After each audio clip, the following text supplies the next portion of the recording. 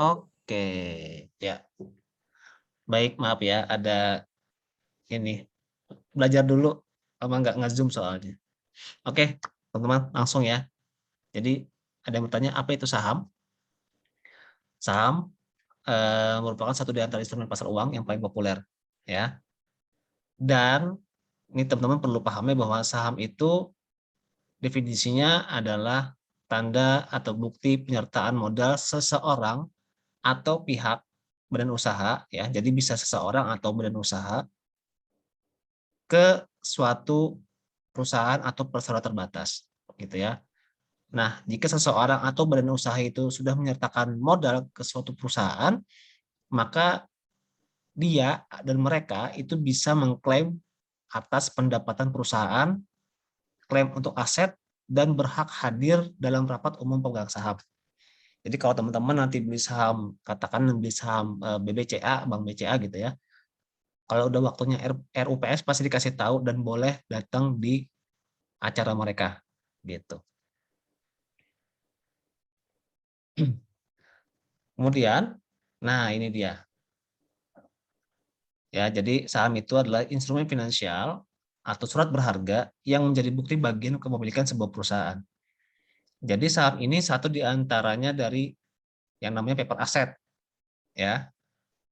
Paper asset sendiri itu pun ada macam-macam selain saham. Satu di antaranya adalah sertifikat rumah, itu juga paper asset, surat berharga. BPKB mobil, BPKB motor, sertifikat ruko, itu juga surat berharga, ya. Tapi yang membedakan adalah ketika teman-teman beli mobil, teman-teman nggak bisa dapat dividen dari perusahaan si mobil itu, gitu ya. Tapi kalau teman-teman beli sahamnya, misalkan beli sahamnya Astra, teman-teman bisa dapat dividennya. Kalau si Astranya melakukan aksi bagi dividen. Dan semua hal ini diawasi oleh lembaga pemerintahan seperti OJK, Departemen Keuangan, dan lain-lain. Nah, siapa pemilik saham? Yang boleh menjadi pemilik saham adalah semua orang atau badan usaha yang ikut melakukan penyertaan modal ke satu perusahaan. Ya, jadi siapapun asal punya KTP atau badan usaha yang sudah melakukan penyertaan modal ke satu perusahaan boleh dikatakan sebagai pemilik saham. Meskipun dia hanya beli satu lot atau 100 lembar, udah bisa dikatakan sebagai pemilik perusahaan, gitu ya. Tapi porsinya kecil. Nah, kemudian ada pertanyaan lagi, bagaimana caranya berinvestasi di saham? Ya, ada 4 langkah caranya berinvestasi di saham. Yang pertama, teman-teman mesti memilih perusahaan sekuritas.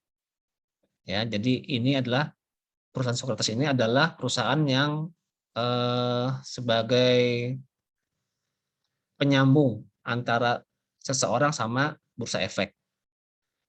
Lalu setelah teman-teman pilih perusahaan sekuritas, teman-teman buka rekeningnya di sana. Kalau udah dapat rekeningnya, baru boleh bisa beli saham yang mau dibeli. Setelah itu, setelah terbeli sahamnya, pantau sahamnya. Nah, ini skemanya seperti ini, ya. Jadi nasabah, ini katakanlah saya gitu ya, saya ingin beli saham. Jadi saya mendaftarkan rekening pribadi saya beserta KTP dan tanda pengenal ke perusahaan sekuritas. Nah, perusahaan sekuritas ini nanti akan mengeluarkan yang namanya rekening dana nasabah yang akan terkoneksi ke rekening pribadi kita, ya. Nah, rekening dana nasabah ini pun si perusahaan sekuritas ini punya kerjasama dengan beberapa bank. Contohnya beberapa perusahaan sekuritas itu, satu di antaranya adalah Panin Sekuritas, BNI Sekuritas, Mandiri Sekuritas, Sukor Sekuritas, Mirai Aset, Indo Premier, dan lain-lain, ya. Biasanya di tiap kota itu ada, dan tiap bank bank yang gede itu biasanya punya kantor untuk sekuritasnya. Contohnya kalau saya kemarin bukanya di Panin Sekuritas, waktu awal-awal itu di Panin Sekuritas, selain kerjasama ke Bank Panin, dia juga punya kerjasama ke Bank BCA. Jadi rekening saya itu ngelink ke rekening dan nasabah BCA juga, gitu ya. Nah, misalkan teman-teman nih punya rekening lain, pengen masukin dana ke RDN ini, apakah bisa? Sangat bisa, karena sistemnya kayak transfer biasa aja. Hanya saja rekening dan nasabah ini sudah tercatat di perusahaan sekuritas, gitu ya. Nah, baru setelah dana itu masuk ke sini, maka kita bisa beli saham di pasar modal. Meskipun kita punya uang di rekening pribadi, kita tidak bisa langsung beli saham ke pasar modal. Karena memang sistemnya seperti itu. Jadi kita harus daftar dulu ke perusahaan sekuritas. Nanti kalau sudah terdaftar, si perusahaan sekuritas ini akan membukakan rekening dan nasabah atas nama kita, gitu ya. Baru nanti dananya transfer ke sini, baru kita bisa transaksi. Apakah aman? Sangat aman. Ya, jadi di RDN ini itu masuknya pakai 2 lapis, gitu ya. Pertama pakai password, kemudian baru pakai PIN transaksi. Ya, meskipun misalkan terjadi hal-hal yang tidak diinginkan, rekening ini orang lain tahu, meskipun dia narik dananya itu nggak akan transfer ke rekening orang itu, malah dia akan masuk ke rekening si pemilik ini tadi. Lain hal kalau misalkan si ATM-nya diambil juga sama malingnya, nah itu baru jadi persoalan ya. Tapi selama ATM, buku tabungan aman di tangan kita, insya Allah nggak ada masalah apa-apa, gitu ya. Oke, saya lanjut. Nah, bagaimana hukum saham menurut Islam? Saya bukan ahli fikih untuk ini ya, cuman kita sudah ada Dewan Syariah Nasional dari MUI yang mengeluarkan fatwa tentang pasar modal dan pedoman umum penerapan prinsip syariah di bidang pasar modal. Ya, nanti saya kirim filenya di grup, karena ini ada 8 halaman kalau nggak salah. Jadi kita merujuk ke sana aja, gitu ya. Karena di sana di Dewan Syariah Nasional itu udah banyak para orang-orang yang pintar di bidangnya, gitu ya. Jadi kalau saya pribadi merujuk ke sana, ya, gitu. Kemudian apakah saham termasuk judi, gitu ya? Sebab nggak ada bukti fisiknya. Saham itu dulu berbentuk lembaran kertas seperti ijazah seperti ini, ya. Ini salah satu contoh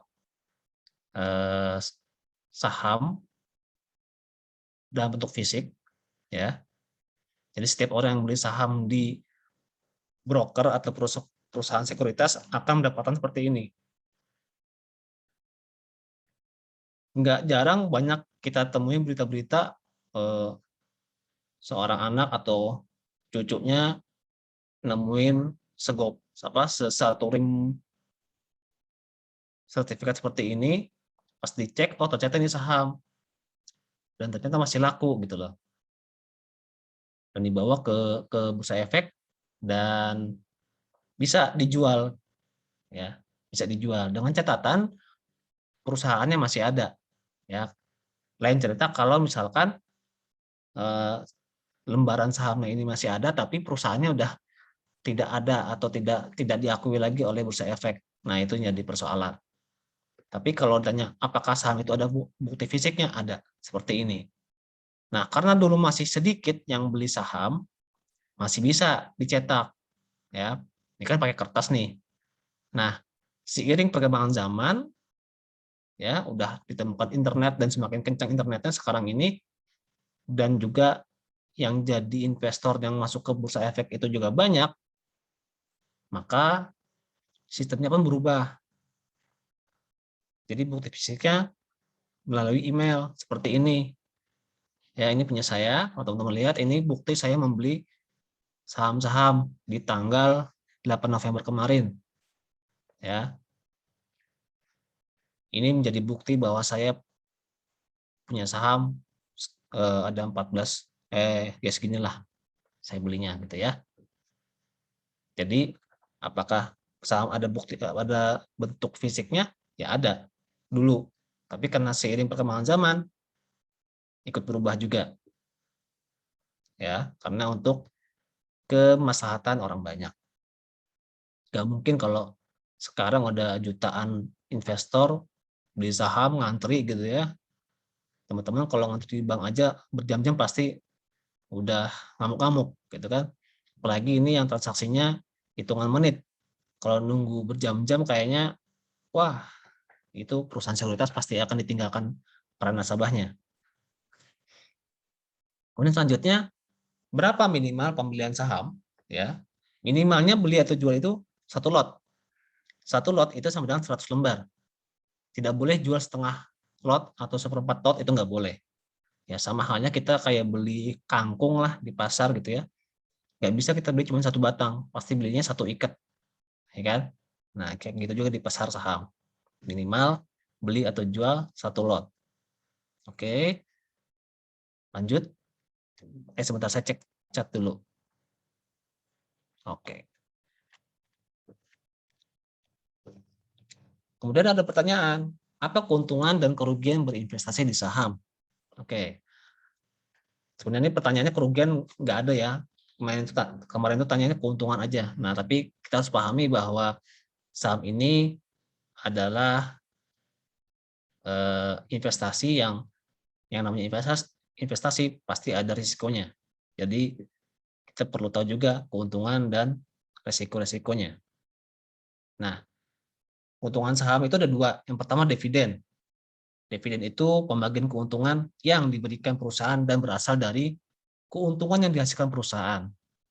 Dividen itu ada dua, ada dividen tunai sama dividen saham. Kalau dividen tunai artinya perusahaan akan membagikan uang ke pemilik saham. Tapi kalau dividen saham yang dibagikan adalah lembar kepemilikan saham itu sendiri ke investor, gitu ya. Kalau teman-teman pengen lebih jelas lagi bisa ke websitenya ini idx.credit.id/produk/saham. Yang kedua, capital gain. Apa itu capital gain? Capital gain merupakan selisih antara harga beli dan harga jual. Capital gain terbentuk dengan adanya aktivitas perdagangan saham di pasar sekunder. Misal, ya, seorang investor membeli saham ABC dengan harga saham 3.000 per lembar, kemudian ketika harga sahamnya naik di 3.500 dia jual. Berarti si investor mendapatkan capital gain sebesar 500 untuk setiap saham yang dijualnya. Gitu ya. Jadi keuntungannya ada dua, dividen dan capital gain. Ya. Lalu apa resikonya? Resikonya pertama capital loss, kembalikan dari capital gain. Ya. Kalau yang tadi jual di harga atas, ini jual di harga bawah atau populernya jual rugi gitu ya. Karena pasar saham di pasar sekunder itu naik turun teman-teman ya. Kadang dia akan naik sekian persen, kadang dia akan turun sekian persen. Nah, tugas kita adalah menjaga modal kita untuk tidak tergerus lebih banyak. Gitu ya. Jadi kalau misalkan kita beli 2.000, tiba-tiba harganya turun ke 1.400, pilihan ada di tangan teman-teman, mau di hold atau dijual aja. Kalau di hold, ya artinya masih kemungkinan rugi. Belum rugi ya, karena belum dijual, tapi masih kemungkinan rugi. Tapi kalau dijual, artinya teman-teman rugi Rp600 kalau misalkan kasusnya seperti ini. Gitu ya. Kemudian yang kedua, resikonya adalah risiko likuidasi. Artinya kalau si perusahaan itu dinyatakan bangkrut oleh pengadilan, maka hak klaim dari pemegang saham itu mendapatkan prioritas terakhir setelah seluruh kewajiban perusahaan terlunasi. ya. Bisa jadi ada sisanya, bisa jadi nggak ada sisanya. Yang artinya kalau teman-teman invest membeli saham di satu perusahaan dan ternyata perusahaannya bangkrut, kemungkinannya kalau nggak mengecil modalnya atau hilang, ya. Jadi ini adalah risiko terberat dari pemegang saham. Untuk itu perlu kecermatan dalam memilih saham yang akan dibeli. Nah, kemudian ada yang bertanya, saham itu apakah macamnya banyak? Gitu ya. Ini saya masih belum mudeng pertanyaannya, mungkin jenisnya kali ya, kalau saya tangkap gitu ya. Kalau macamnya banyak, saham itu ya cuma satu saham gitu. Tapi apakah saham itu perusahaannya banyak? Iya. Saat ini yang tercatat di Bursa Efek itu ada 752 perusahaan yang melantai di Bursa Efek. Ya, tapi kalau ditanya apakah investasi itu banyak macamnya? Iya, banyak macamnya. Saham itu hanya satu di antaranya. Selain ada indeks, ada gold, ada forex juga, dan yang paling trending saat ini adalah kripto. Ya, tapi kita tidak membahas itu, kita hanya membahas saham malam ini. Ya, dan termasuk jenis investasi yang bagaimana? Termasuk jenis investasi yang punya risiko tinggi. Ya, teman-teman bisa kehilangan uang di sana. Tapi bisa juga mendapatkan keuntungan yang besar. Ya. Apakah sama seperti menabung di bank atau bukan? Cara kerjanya mirip, tapi berbeda. Ya. Bedanya kalau teman-teman nabung di bank, kalau misalkan nih setiap bulan nabung 500.000 gitu ya, selama 1 tahun, itu yang terkumpul bisa 6 juta atau kurang. Kurangnya kenapa? Karena di bank itu kita akan dikenai pemotongan macam-macam ya kan, kayak biaya admin, biaya ATM, gitulah, dan lain-lain. Ya, tapi kalau di saham, ketika kita beli saham itu hanya kena fee beli dan fee jual aja. Dan itu pun fee-nya nggak gede kok, cuman 0,1 sampai 0,3% aja, gitu ya. Nah, saya mau kasih contoh nih, kalau misalkan seseorang punya uang 6 juta, gitu ya. Yang satu ditaruh di bank selama 1 tahun dan yang satu dibelikan ke saham BRIS, ya. Misal gini, di tanggal 13 Januari 2020 gitu ya. Ini ya. Harga saham BRIS itu ada di angka Rp320 per lembar. Kalau teman-teman punya uang 6 juta, itu kira-kira dapat berapa lot? Ada yang bisa ngitung nggak?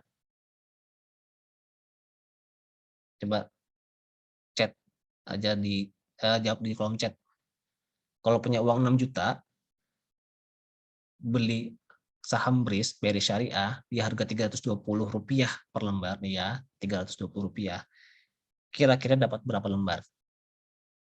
Kita hitung sama-sama ya.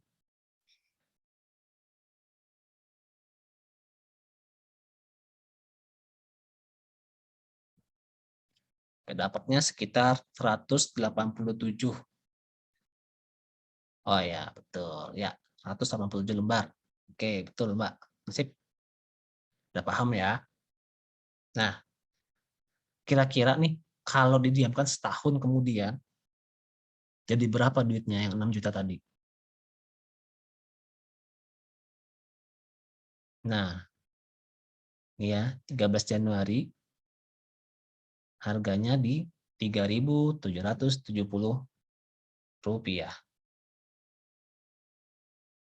187 lot dikali 100 dikali 3.770. Hasilnya 70 juta sekian. Ya, besar ya? Besar. Kalau timing jualnya pas. Ya. Beli di harga Rp320, dijual di harga Rp3.770 dalam waktu 1 tahun. Kalau yang di bank 6 juta didiamin di bank, apakah bertambah? Sepertinya enggak ya. Yang ada mungkin berkurang. Ya. Tapi ini dengan catatan teman-teman menjualnya di tanggal ini. Nah, gimana kalau tanggal dijualnya kemarin? Nah, tanggal 11 Januari kemarin 11 Januari, sorry, ini salah ya. 11 November 2021. Sorry ini salah nih. 11 November 2021. Harganya kemarin itu di harga 2070. Kira-kira kalau dijual kemarin dapat berapa?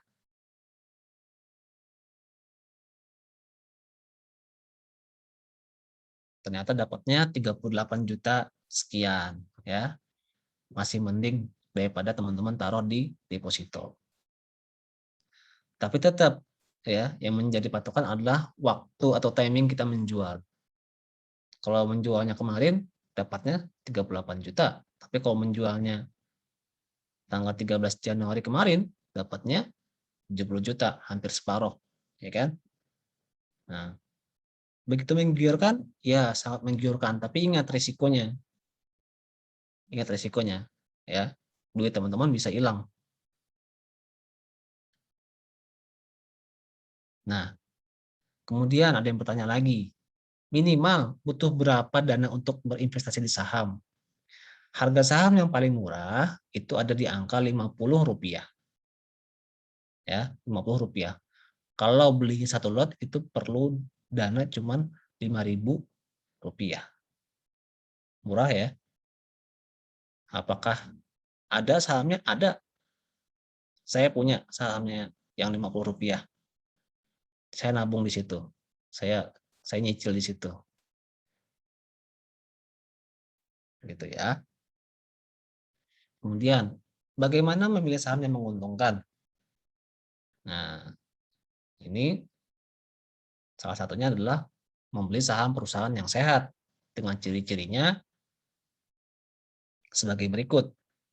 Ya, satu, berhasil melewati badai krisis ekonomi dari tahun 2008 sampai sekarang. Kemudian punya laporan keuangan yang sehat, ya, net profitnya konsisten, earning per share-nya tumbuh, konsisten bagi dividen, dan yang terakhir saham yang dimiliki masyarakat tidak lebih dari 20% kecuali BUMN. Contohnya seperti ini. Ya, SIDO. Ini SIDO muncul, saham yang dimiliki masyarakat hanya ada 18%.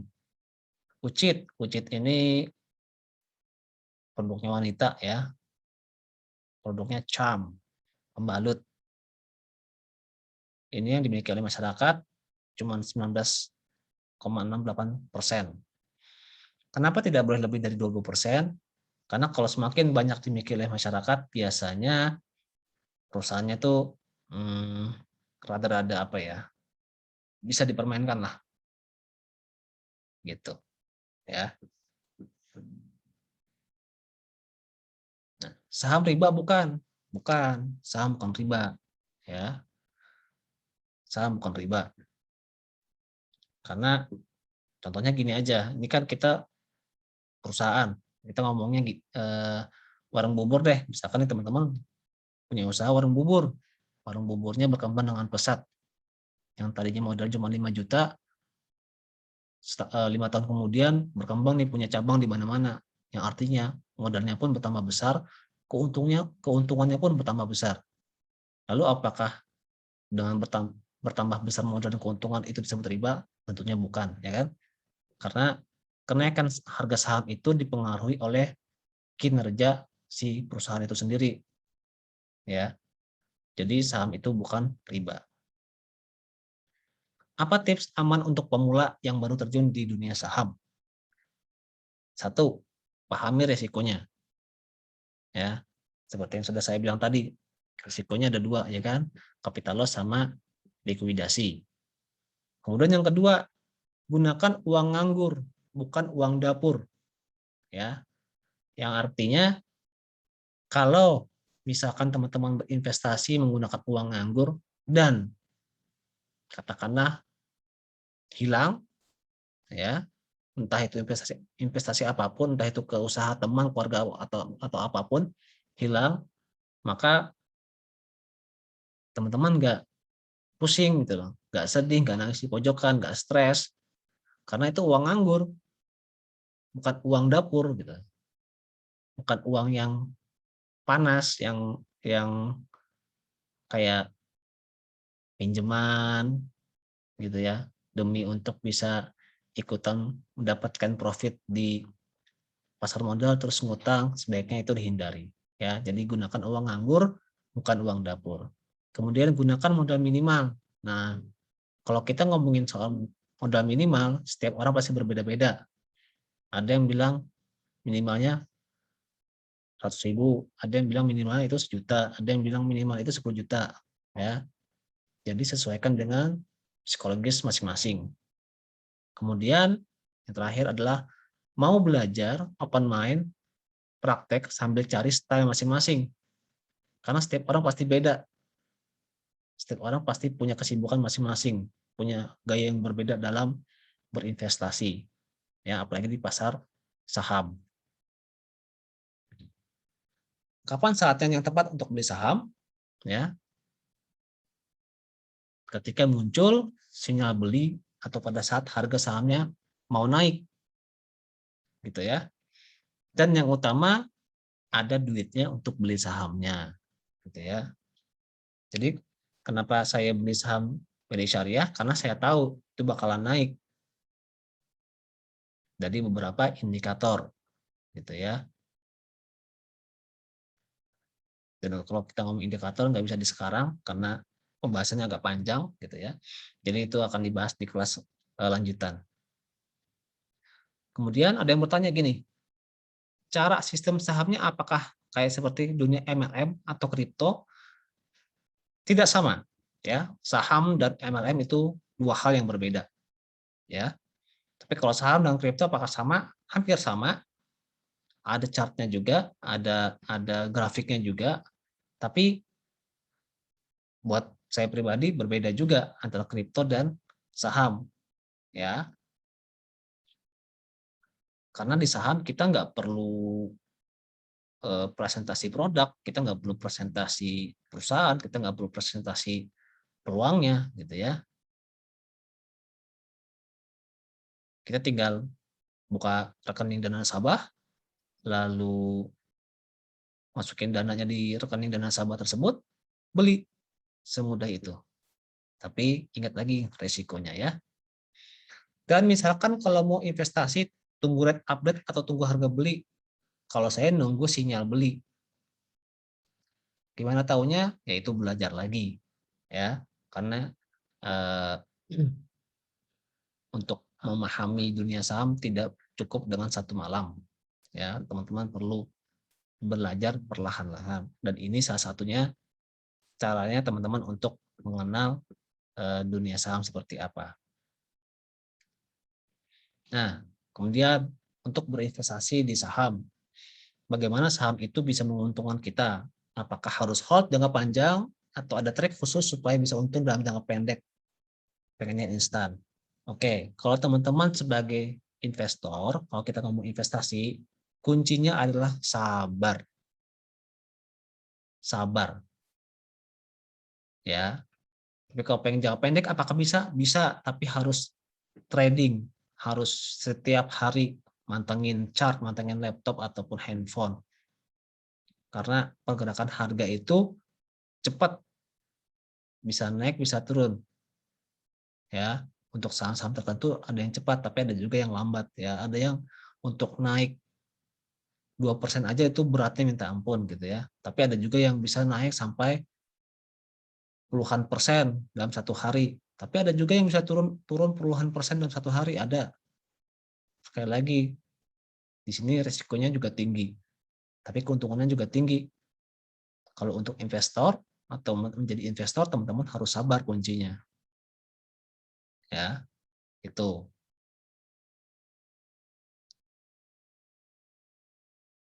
Kemudian, nah ini siapa yang nanya ya, untuk melakukan invest di saham yang aman untuk perusahaan pribadi, berapa kira-kira persentase yang ideal antara dana pribadi dan yang diinvestkan di saham? Ini saya masih belum paham. Kira-kira ada yang nanya ini di sini?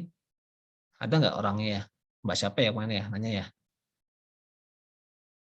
Chat dong kalau ada. Karena saya masih belum paham pertanyaannya.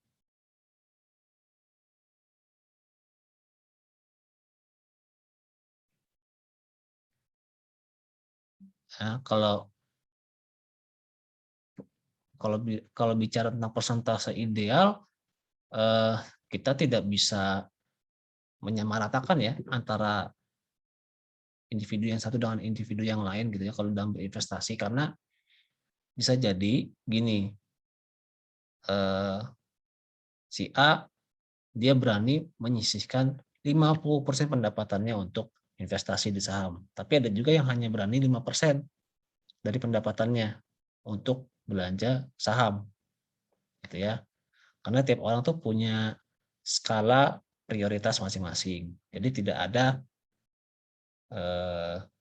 angka yang ideal untuk semua orang, nggak ada. Tetap harus melihat kita nih tipenya seperti apa sih gitu loh. Kita ini berani nggak untuk hemat sekian tahun? Mau nggak kita hidup sederhana yang mana setiap pemasukan itu dimasukkan ke investasi saham? Mau nggak seperti itu? Kalau bisa ya silakan, tapi kalau belum bisa kira-kira berapa ya angkanya, itu teman-teman mesti tanya dulu ke diri sendiri masing-masing ya. Tapi kalau pakar finansial ada yang bilang untuk investasi itu ada di angka 10%. Idealnya kalau yang di buku-buku ya, cuman kembali lagi profil teman-teman seperti apa gitu. Oke, sekarang saya buka ya ininya. Kalau ada yang mau ditanyakan atau belum jelas, teman-teman boleh nanya deh.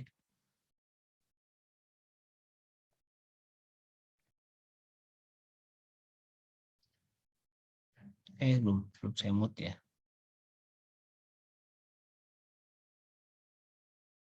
Silakan yang mau nanya, karena pertanyaannya kayaknya udah saya jawab semua, atau ada yang belum ya?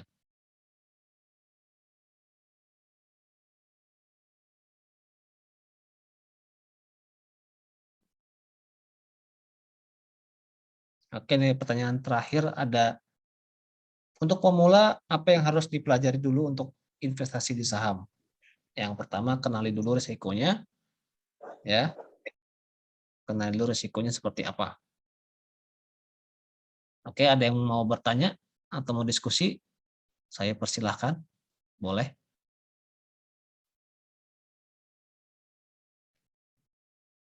Oke, Mbak Oktavian Tanti bertanya, apakah saat ada penurunan harga saham ada yang beli? Kalau investor biasanya dia nunggu harga turun, ya. Justru pada saat harga turun dia akan belinya lebih banyak. Tapi kalau trader dia nunggu dulu, dia nunggu momentum biasanya, untuk kalau pas ada sinyal beli dia akan beli. Tapi kalau investor dia akan membeli di area-area yang menurut dia layak untuk dibeli. Oke, baik Mbak Iko, untuk menjualnya apakah ke perusahaan yang kita beli dulu sahamnya atau kemana? Lalu apakah kalau kita mau jual, apakah selalu ada yang beli? Oke, untuk menjualnya tetap lewat perusahaan sekuritas juga. Ya, misalkan saya pakai sekuritasnya pakai Mandiri Sekuritas, gitu ya. Saya beli saham, contohnya saham Bank Mandiri, gitu ya. Saya beli lewat Mandiri Sekuritas, belinya Bank Mandiri. Lalu jualnya, ya jualnya lewat perusahaan sekuritas tadi. Lalu apakah kalau kita mau jual selalu ada yang beli? Tergantung kita mau jual di harga berapa, karena untuk saham itu dia ada sistem namanya antrian, bid sama offer gitu ya. Ada harga harga jual sama harga beli. Nah, kita mau jual di harga berapa? Biasanya kita ngantri dulu. Nanti kalau ada yang match baru gitu ya. Di mana buka rekening dana nasabah? Banyak, Bu Atik.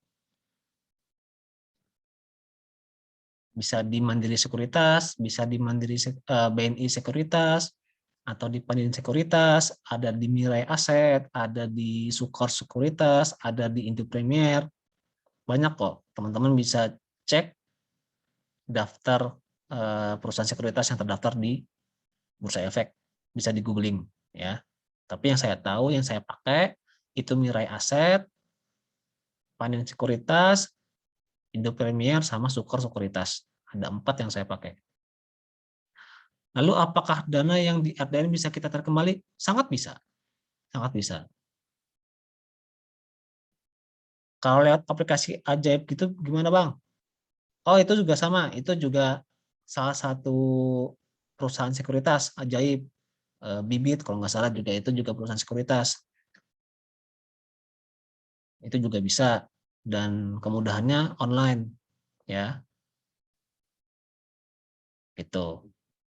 Cuman karena saya nggak pakai Ajaib, jadi saya nggak tahu cara ininya. Aplikasi iPod, ya betul. iPod, saya pakai iPod. iPod itu punyanya Indo Premier.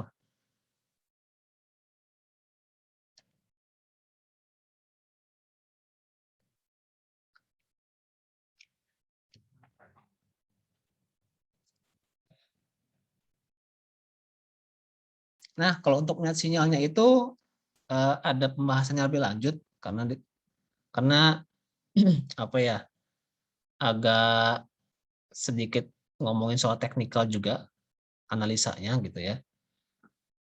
Melihat sinyalnya itu di mana ya di grafiknya, di grafik sinyal, di grafik sahamnya.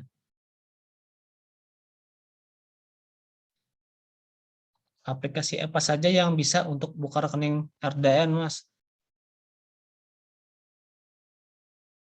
Aplikasi apa saja untuk buka rekening RDN? Tadi ya, Ajaib, Bibit, Indo Premier, Mirai Aset, Sukor Sekuritas, Mandiri Sekuritas, Panin Sekuritas, BNI Sekuritas, banyak gitu ya. Masih bingung cara bertransaksinya. Cara transaksinya itu sebentar saya back lagi ke slide mana ya. Bentar.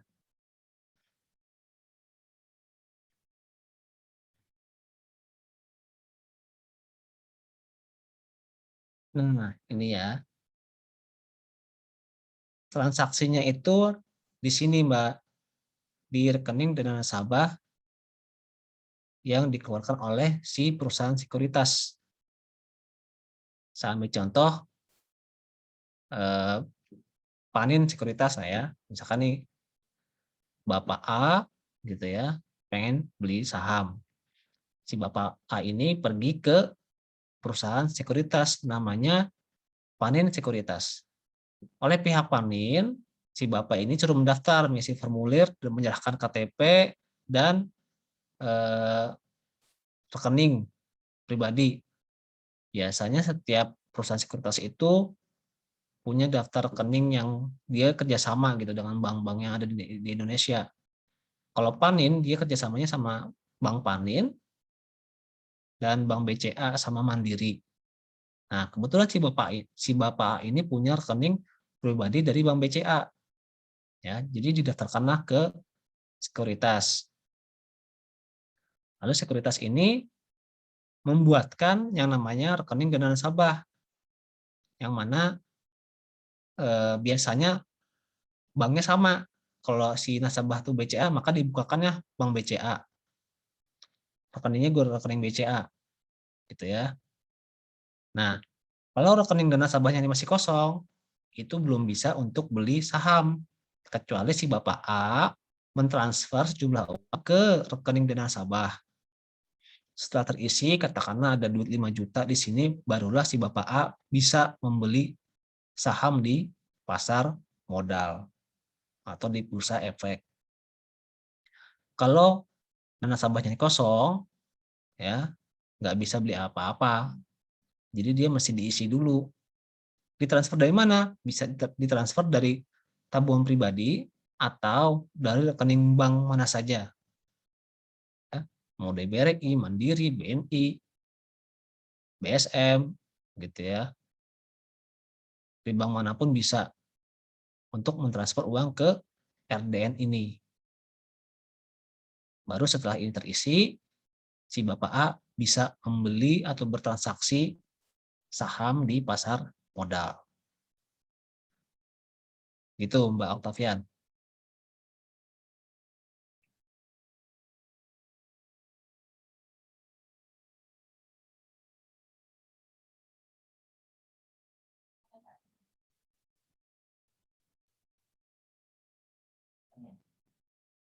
Ada lagi yang mau ditanyakan? Tanyakan aja dulu.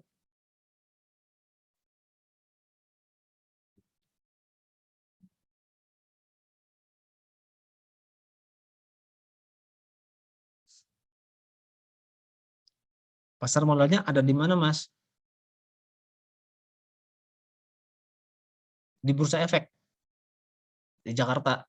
Kalau kantornya di Jakarta ya. Kata Bursa Efek atau IDX itu di Jakarta. Gedungnya juga ada. Teman-teman bisa cek kantor IDX atau kantor Bursa Efek Indonesia. Dan teman-teman bisa main ke sana.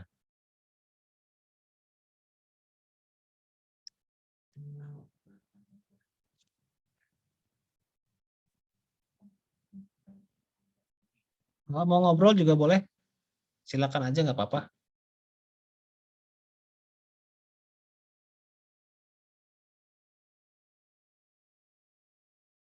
Beli saham online atau offline? Online, Mbak. Beli sahamnya online. Jadi bisa lewat handphone atau laptop. Tapi kalau saya biasanya saya lewat laptop atau komputer ya. Kadang kalau di jalan bisa sih pakai handphone belinya atau jualnya. Offline juga bisa. Karena untuk transaksi di atas berapa M ya, saya pernah mendengar cerita si Pak Lokeng Hong itu membeli saham hampir puluhan miliar, itu dia nelpon ke broker. Nelpon supaya untuk dibelikan sahamnya. Jadi nggak lewat online, nggak lewat aplikasi, tapi lewat langsung ke kantor perusahaan sekuritasnya untuk dibelikan saham itu. Itu. Oke, ada yang mau online, ada yang mau bertanya kah? Diskusi boleh? Oke, Assalamualaikum Pak Aldi. Waalaikumsalam. Dengan Bapak Iya, siapa? Pak Basuki saya. Bapak? Pak Basuki. Pak Sugi. Ya, kenapa Pak? Ya seperti yang saya tanyakan tadi itu ya, kalau mau beli saham kan harus melihat sinyal ketika saham akan naik ya. Nah, itu melihatnya berarti pakai aplikasi yang kemarin itu Kak, RTI Bisnis atau aplikasi yang lain? Kalau saya untuk melihat sinyal saham itu, karena Hmm. saya lebih banyak di depan laptop, saya lebih prefernya lewat laptop, tapi lewat aplikasi bawaan si perusahaan sekuritasnya, Hmm, gitu. berarti belinya bukan ketika saham tersebut turun ya? Maka saat dia turun itu Heeh. saham saya pantau, maksudnya dia masih akan terus turun atau dia akan mantul, nah gitu loh. Jadi Oh. saya itu sih ngomongan itu sih bahasanya ke ini sih Pak ya, ke analisa teknikal ya, Mhm mhm mhm. gitu. Iya, berarti hampir Kalau Kenapa? Kalau dikatakan hampir sama dengan kayak bermain apa istilahnya? Falas, bermain kripto itu kan hampir sama seperti itu atau bukan ya? Itu kan biasanya kan nunggu ketika turun baru kita jual ketika harga naik. Ya, ya. Oke, saya sedikit meralat dulu bahwa saham itu kita biasakan untuk bilangnya bisnis saham ya, bukan main Iya. saham. Oke, Apa karena bedanya beli saham untuk investasi dengan main saham? Main saham berarti trading tadi ya? ya kalau saham untuk transaksi jual beli itu trading namanya, Hmm, trading saham. Tapi kalau untuk sebenarnya investasi pun itu juga termasuk kegiatan jual beli, hanya saja ya. waktunya lebih panjang, mungkin setahun, 3 tahun, 5 tahun, ya misalnya beli tahun ini dijual nanti 3 tahun lagi, gitu. Itu juga dikatakan investasi, tapi kan sebenarnya itu termasuk dalam kegiatan jual beli juga, hanya saja waktu menjualnya yang lebih lama. Kalau trading itu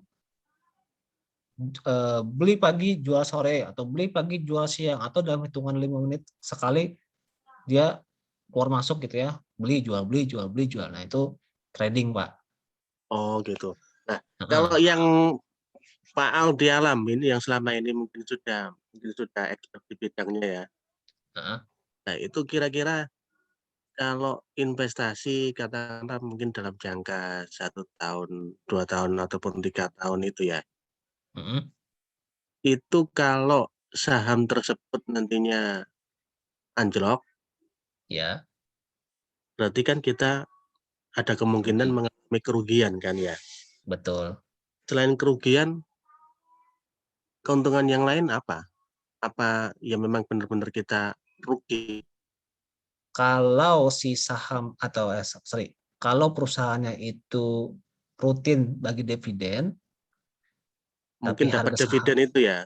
iya dapat dividennya, Mhm. tapi harga sahamnya turun, mungkin dari kapital selisihnya memang berkurang ataupun bisa dikatakan minus juga gitu loh, tergantung seberapa jauh turunnya. Itu sebabnya saya saham untuk investasi pun saya pantau, Pak. Jadi tidak serta-merta misalkan 1 tahun itu saya tinggalkan 1 tahun, enggak. Justru saya pantau per 3 bulan atau per 6 bulan untuk melihat apakah trennya masih naik atau tren sahamnya udah patah atau akan turun gitu loh. Nah, Kalau dia mau turun, ya pada saat itu ya saya jual. Nah, berarti jadi kita tetap memantau terus ya? iya, Arti artinya kan yang kita khawatir juga kan kalau kita nggak mantau dan turunnya terlalu tajam ya, otomatis kan kita akan rugi banyak, betul gitu ya Pak ya? iya, iya betul. Mmm, Karena saya udah kejadian kayak gitu, misalkan saya tinggalin, tahu-tahu turun, kayak kemarin kan pas tahun 2020, saya punya saham HMSP, eee, kan secara fundamental Sampurna bagus gitu kan, sering bagi dividen juga, tapi ternyata anjlok banget gitu loh, dan mau naik pun, berat, dia mau naiknya tuh kayaknya saya juga nggak ngerti kenapa sampai saat sekarang pun sebenarnya udah mulai mau naik sih, tapi udah lama saya cut loss gitu loh. Jadi ya pertimbangan saya daripada modal saya tergerus, jadi ya saya putuskan untuk saya jual rugi dan saya alihkan ke saham yang lain iya. gitu. Dan walaupun sahamnya itu naik tinggi pun eh, apa modalnya saya tarik, Pak, gitu. Misalkan saya Mhm. beli saham saham ABCD udah naik, katakanlah kayak tadi saya punya saham di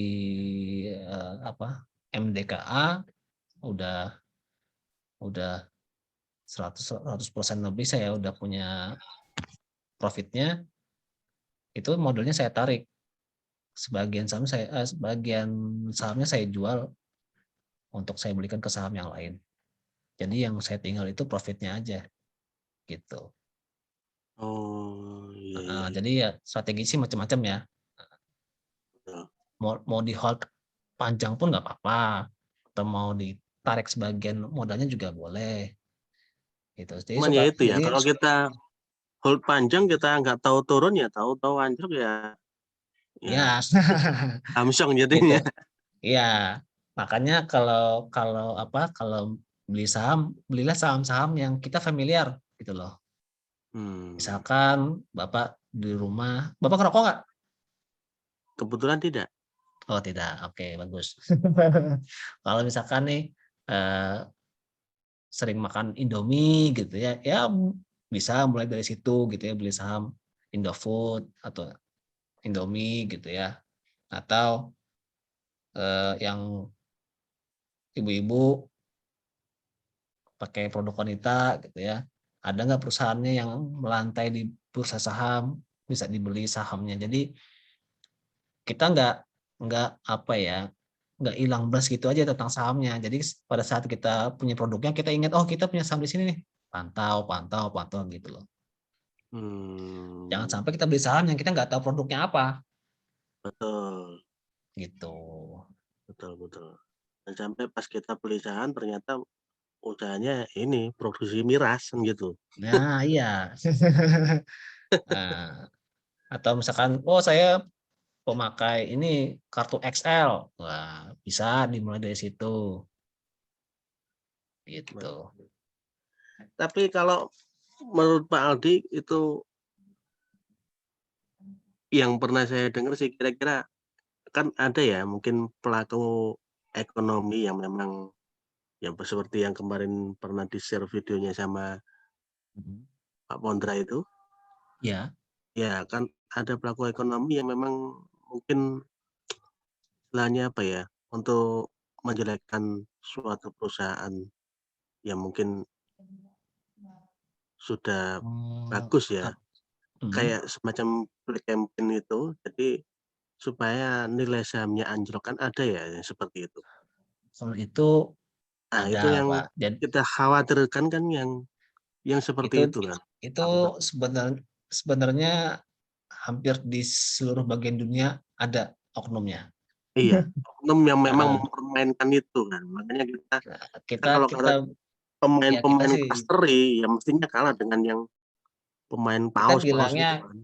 kita bilangnya bandar ya, bandar. Betul, betul, betul. Nah, cuman karena kalau kita istilahnya numpang kan, kita itu kan numpang sebenarnya, numpang numpang mereka punya tujuan gitu kan. Iya, Kadang bandar itu kan punya tujuan tertentu menggerakkan saham ya. Nah, kita iya, itu kan sebagai sebagai penumpang ya ikut aja kalau kalau si bandarnya beli saham itu ya kita ikutan beli saham itu, tapi nggak usah berisik dan artian ya lotnya yang agak kecil gitu loh. Gitu. hmm, ya Ada intinya ya istilahnya, iya, ada istilahnya mantengin namanya, itu ya tetap ya. iya, Pak, Hmm, gitu. Oh ya, ini tadi Mbak Khadijah, sorry Pak. Kalau untuk ikutan kelas ya, lanjutannya tanya ke lanjut, Mas lanjut. Pondra, tanya ke Mas Pondra. Oke, ada yang mau diskusi boleh? Nggak apa Pak. Siap, siap, siap, siap. Mm-mm. Kalau Bapak sendiri eh, tertarik dengan saham karena apa Pak? Ya, kepingin apa ya? Ya kepingin melihat aja sih caranya bermain saham itu seperti apa. Ya Kak, bisa dibilang mungkin kalau yang seperti trading tadi kan berarti hampir sama kayak bermain kripto itu kan. Kripto kan juga kayak gitu, Ya, apalagi yang jual beli mata uangan gitu sama juga toh. Kita beli ya, dengan harga murah nanti jual dengan harga yang kondisi pas tinggi kan, pas naik kan gitu. beda Pak. Kalau kalau forex itu dia punya bisa Hmm, open open dua dua posisi gitu. Kalau di forex itu kita bisa open di harga open buy atau open sell gitu loh. Jadi kita bisa jual dulu baru beli atau beli dulu atau jual. Itu bisa kayak gitu di forex. Tapi kalau di saham nggak bisa. Di saham beli dulu baru jual gitu. Itu bedanya saham sama forex. Beli dulu baru jual. Iya, iya. Heeh, kalau di saham. Kalau di forex itu bisa jual dulu baru beli, itu bisa, Pak. Nah, kalau nggak ngerti ininya mungkin agak bingung, ya. Makanya saya tidak menyarankan ke forex dulu, karena forex itu agak-agak eh, sedikit menyeramkan. Kalau nggak ngerti technical analisisnya analisanya gitu. Iya, kayaknya Mas Aldi udah jago nih main forex juga. Saya dulu pernah di forex, tapi karena pernah waktu apa ya? Waktu krisisnya Yunani 2015 itu habis, Pak, gitu loh. Nggak Hmm, banyak sih, nggak banyak. Cuman jadi pembelajaran buat saya bahwa ketika uang saya taruh di forex dan tiba-tiba anjlok, saya nggak punya pegangan. Artinya nggak punya. Saya mesti benar nih. Kalau di saham, saya masih bisa punya. Oh, saya pemilik saham perusahaan A gitu loh. Kalaupun perusahaannya turun ininya, saya masih bisa dapat dividennya. Kalau saya beli saham yang ada dividennya, ya kan? Gitu. Tapi kalau di forex saya apa yang saya pegang nggak ada. Gitu sih. Itu menurut opini saya gitu ya. Nggak tahu teman-teman yang lain di luar sana, saya nggak ngerti. Kripto pun iya, sama. Kripto pun sama buat saya gitu ya. Karena itu kan uang digital gitu ya. betul.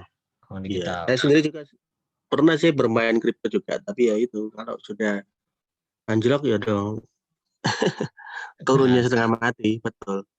nah itu yang saya hindari karena saya udah uh, pernah Kalau punya pengalaman. prinsipnya eh, apa ya? Ya mungkin kenapa saya bilang hampir sama karena prinsipnya juga kan naik turunnya ini kan kita juga nggak tahu kan gitu. Iya, Bisa karena jadi para forex, pelaku kripto ekonomi yang itu kondisikan seperti itu. dan saham itu punya ini, punya chart ya, punya punya punya Bet- grafik. Betul, betul. Ada sih. Samanya di situ. Hanya saja dia forex dan kripto itu lebih naik turunnya tuh lebih kencang daripada saham. Saham itu pun kan terbagi tiga, Pak, ya teman-teman. Saham itu ada terbagi tiga. Yang Hmm. pertama saham saham linear pertama itu yang disebut dengan LQ45, itu saham-saham yang boleh dibilang fundamentalnya udah kuat, udah lama gitu ya. Lalu ada namanya second linear, itu saham-saham yang eh, boleh dibilang saham-saham gorengan lah. Terus ada lagi saham-saham zombie. Saham-saham zombie ini dia ya cuman apa ya, dia masuk ke bursa efek itu cuma buat cari modal aja gitu. Tapi nggak pernah ditransaksikan Saham gitu. gorengan yang gimana itu? Saham gorengan itu apa ya istilahnya ya? Eh, Perusahaan kecil-kecil itu ya, yang enggak. ya yang kecil-kecil lah. Yang modalnya itu di bawah berapa triliun ya, saya nggak ingat.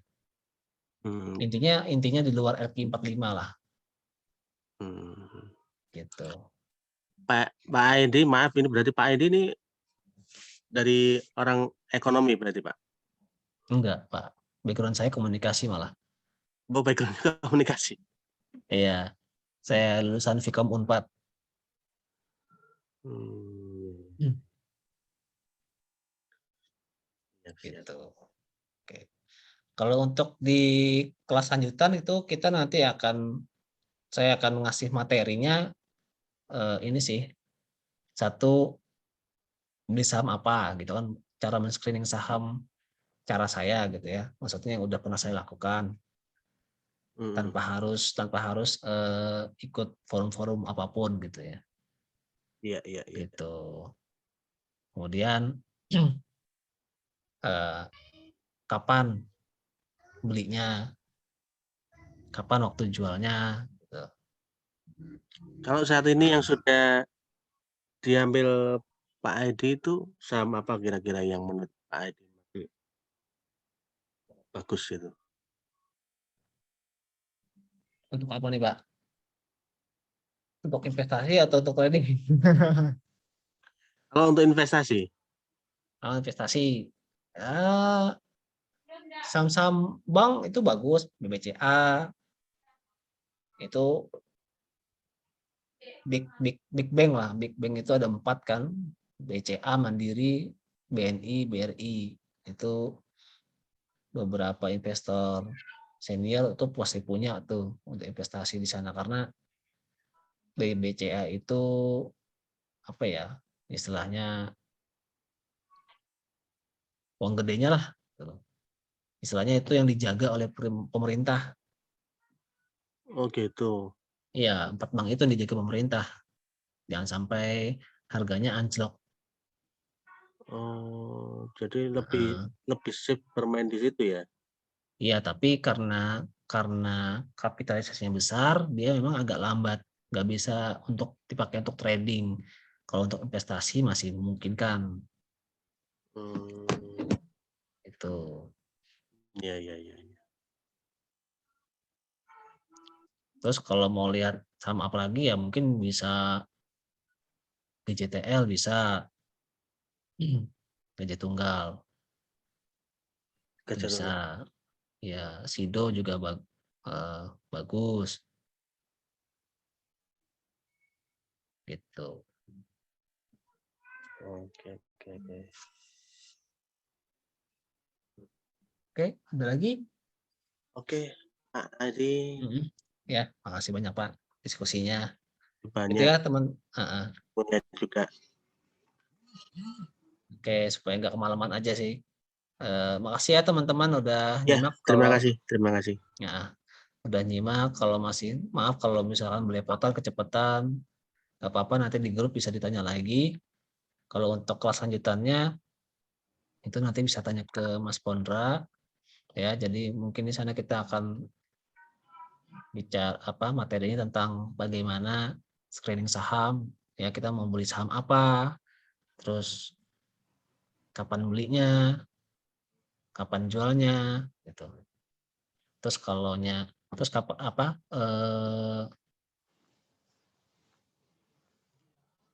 batasnya sampai mana gitu. Maksudnya stop loss-nya di mana gitu. Supaya ketika harganya berbalik arah, modal kita tidak tergerus habis gitu loh. Nah, mungkin di situ akan kita perdalam lagi sambil kita belajar mencari saham-saham yang tadi, yang perusahaan sehat tadi. Indikatornya apa aja sih yang disebut dengan perusahaan sehat gitu loh. Nah, oke, itu aja sih yang bisa saya sampaikan untuk malam ini. Ya, terima kasih teman-teman udah menyimak. Terima kasih Pak Adi. Ya, Ya, ya nanti mungkin sambung di grup lagi kalau ada siap. pertanyaan lanjutan. Oke, Izin live makasih dulu banyak. ya. Ya, terima kasih yang mau live silakan. Terima kasih Mas Assalamualaikum. Konra. Waalaikumsalam warahmatullahi wabarakatuh.